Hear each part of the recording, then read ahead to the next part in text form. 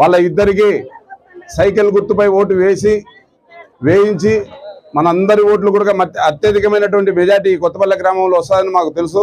మీరందరూ కలిసి సంపూర్ణంగా మద్దతు ఇచ్చి అన్ని ఓట్లు మన తెలుగుదేశం సైకిల్ గుర్తుపై ఓటు వేయించి గెలిపించాల్సిందిగా మిమ్మల్ని అందరినీ కోరుకుంటూ సెలవు తీసుకుంటాం. చంద్రబాబు నాయుడు ముఖ్యమంత్రి అయిన తర్వాత నెలకు 3 సిలిండర్లు ఇస్తారు ఉచితంగా. నెలకు 3 సిలిండర్లు ఉచితంగా ఇస్తారు. మీ ఇంట్లో చదువుకునే అమ్మాయిలు ఎవరైనా పిల్లలు ఉంటే ఒకరుండని, ఇద్దరుండని, ముగ్గురుండని సంవత్సరానికి 15,000 రూపాయలు ఇస్తారు. ఒక్కొక్క ఇద్దరుండని, ముగ్గురుండని సంవత్సరానికి 15,000.